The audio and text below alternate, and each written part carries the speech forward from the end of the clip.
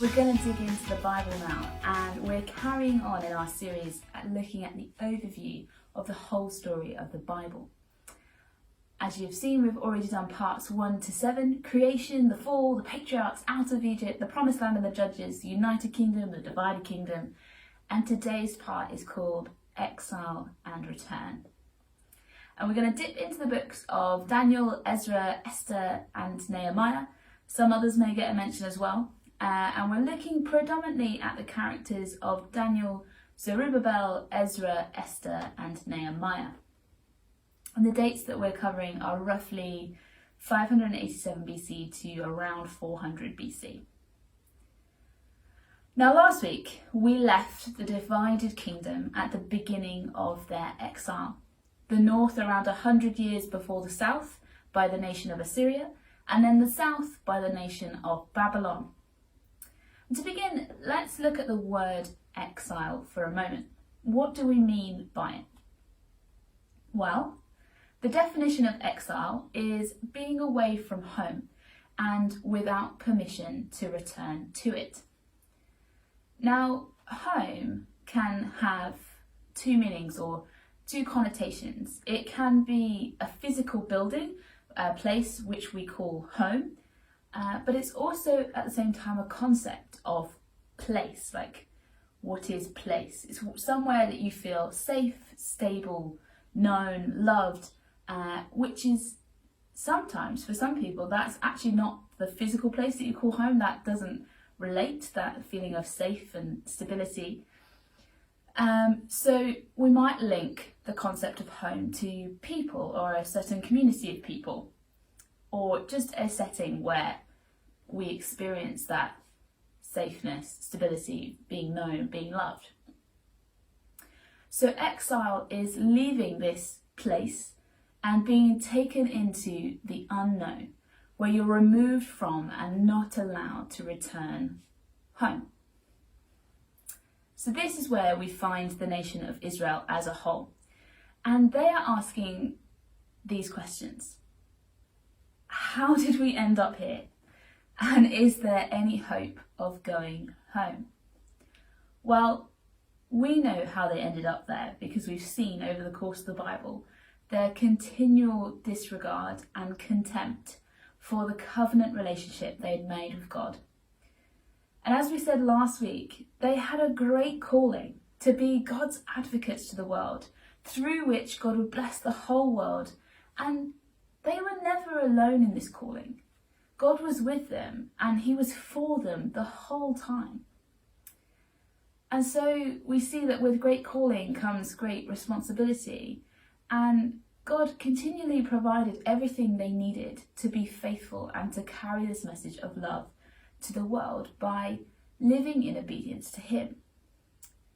And yet, again and again, they turned their back on God and grossly broke their side of the covenant agreement.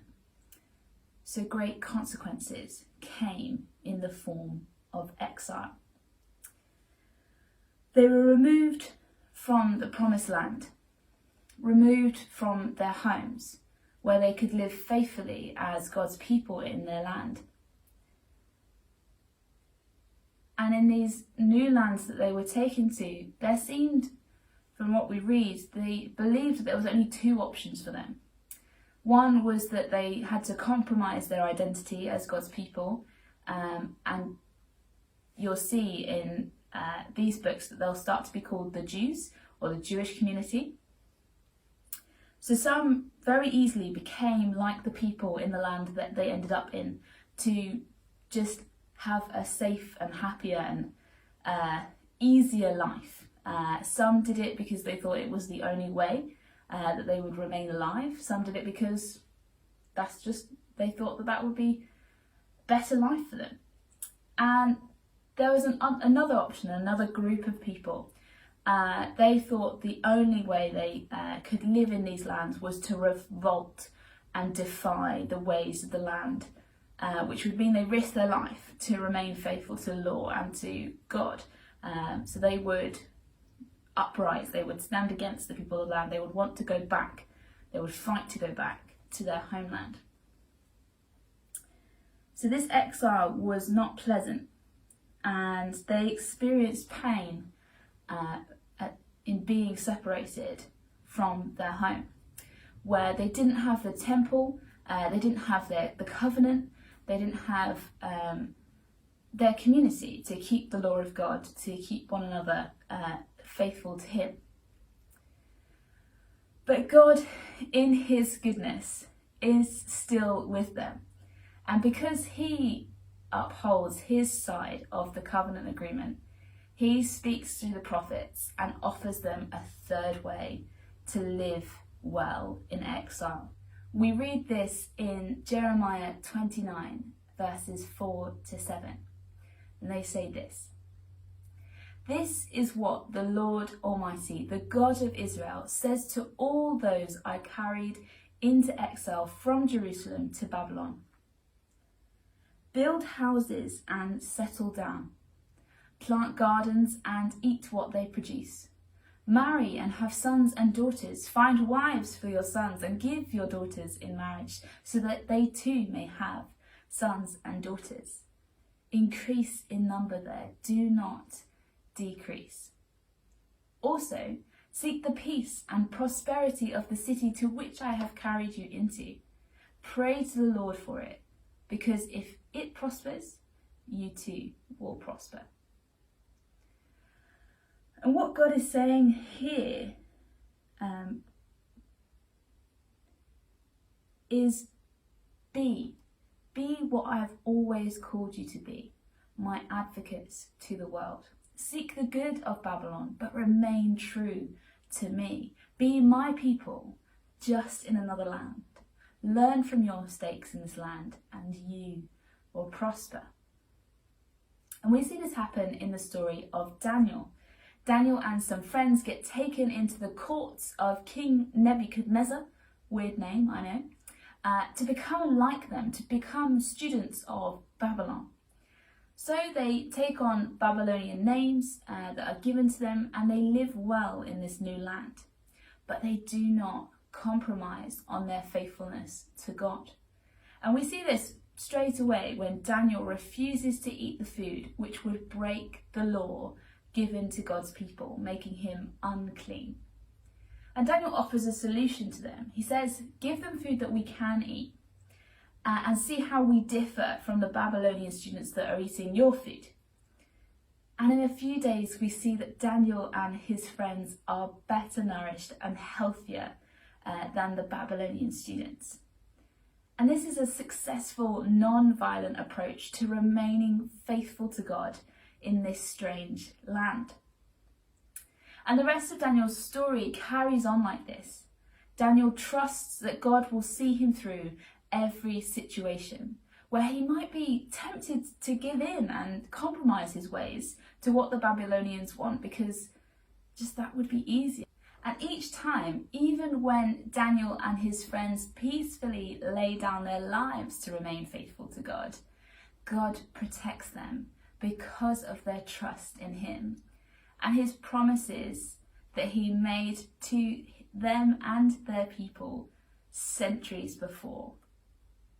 We see this trust in the book of Esther also, when she acknowledges that God had given her her position as queen for such a time as this to protect her people from the wicked plans to destroy them.